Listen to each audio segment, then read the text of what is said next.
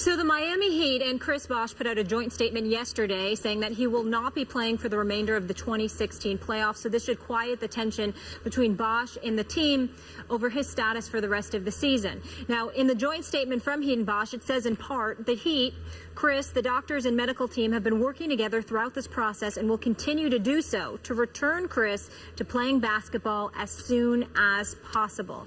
Stephen A., what do you make of the latest? You know what? To be quite honest with you, I don't want to make. I don't know what to make of this issue. If I'm being totally honest with you, it smells in some sense. It's perfectly understandable in others.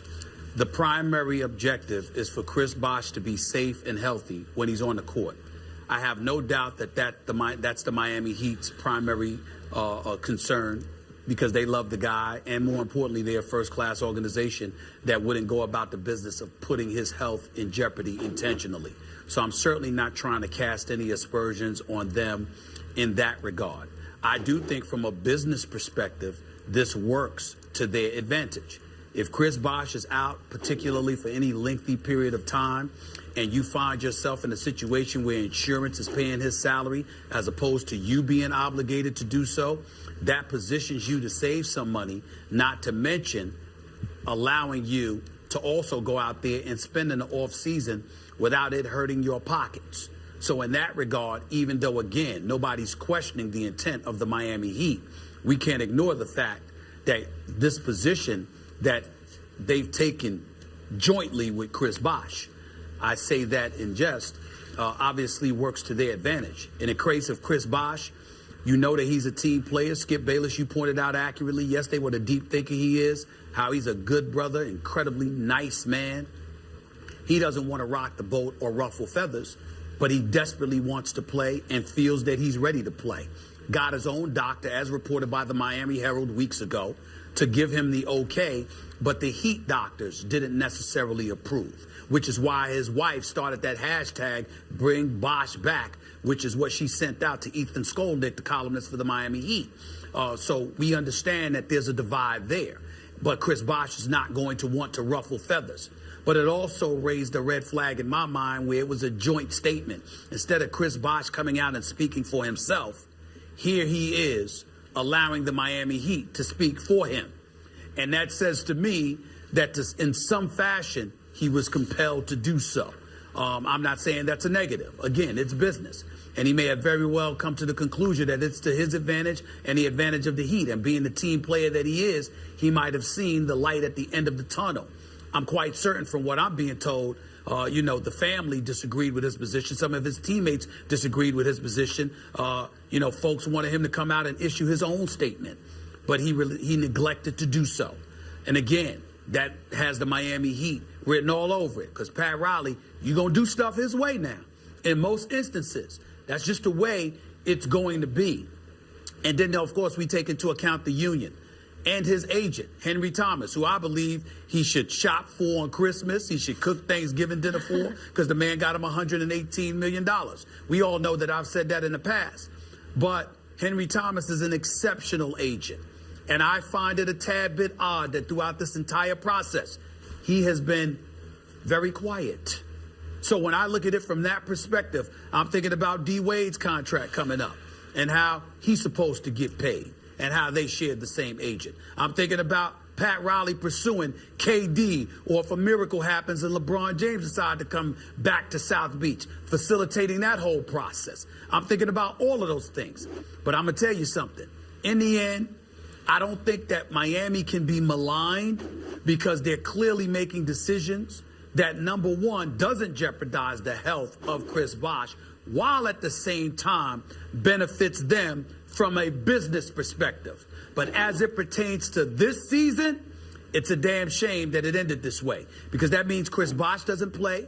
That means it inhibits their ability to legitimately compete for a championship. And that means another year in the career of the great Dwayne Wade ultimately ends up coming to waste. Because with Chris Bosh, with this crew, they'd have a chance of beating Cleveland in the Eastern Conference Finals, assuming they get past Toronto. Without Chris Bosh, they're not beating Cleveland. And that means that another year in the career of Dwayne Wade goes to waste. You're right. So I got to go back to your first word that you used. Smells. It's something about it smells. I'm not privy to the inner workings here. You know more than I do, but even you're not completely privy to what happened.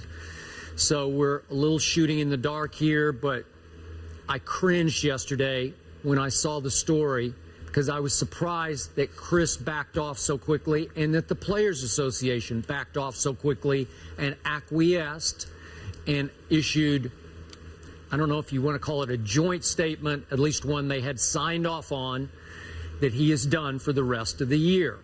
After all that they had done, he and his wife, to campaign to get him back on the court, just boom, and it was over.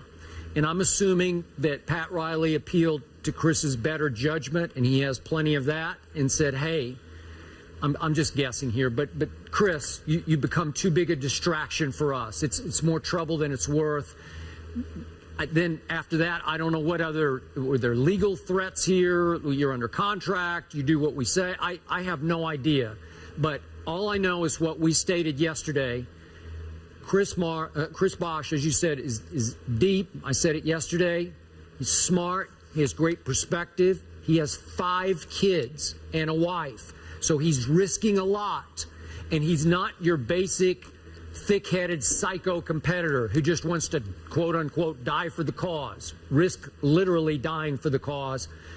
He made a logical, reasoned, long-term decision. My doctor says I'm perfectly okay here. It's low to no risk. So I feel good. I want to play. I want to help because we have a chance to do something special here.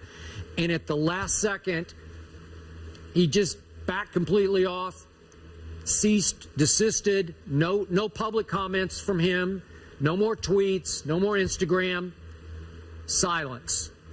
It just hurt me a little bit because I believe that Chris 1,000% believed he could have played. I get the concerns. We don't want to see another Hank Gathers on the court, another death on the court. There are PR concerns for the Heat organization. We get all that. But in the end, I'm with what you brought up yesterday. There's a big picture advantage here for him sitting out, insurance to kick in. It might clear the decks, open the doors for maybe a Kevin Durant to be added to the mix next year. Okay, great. But it doesn't help you now, and it certainly doesn't help Chris now. And if I know Chris, he's crushed today over this, just crushed.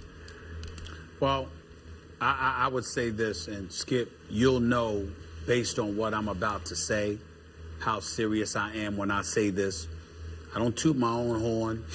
I've broken a lot of stories in my NBA career, and I am telling you, there's so much that I wish I could say because 4 well-placed sources on this matter. Bosh had allowed this fight to continue.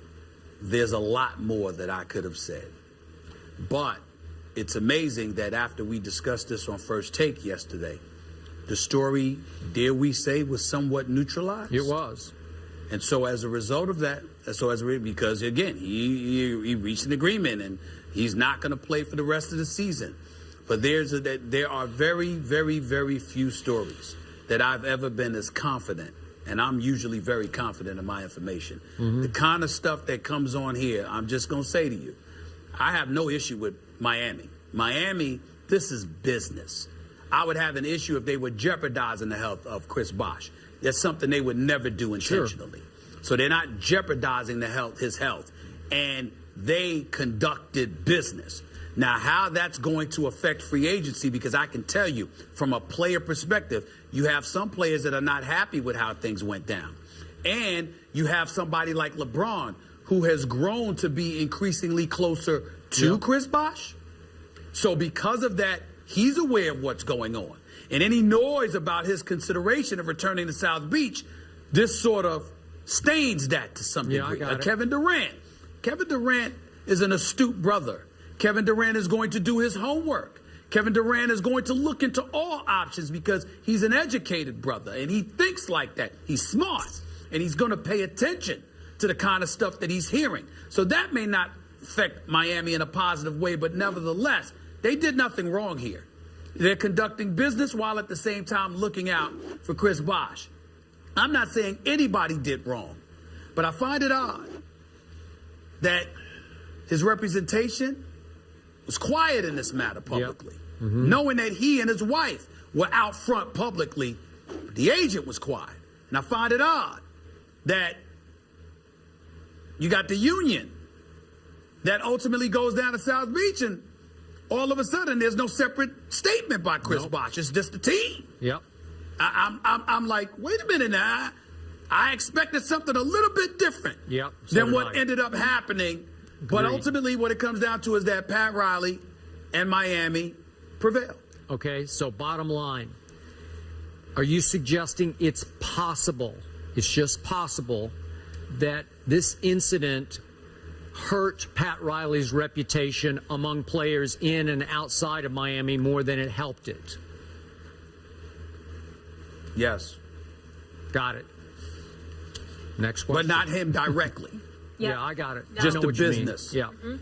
And business aside, we're all rooting for Chris Bosh to be healthy and back on the court as soon as he can.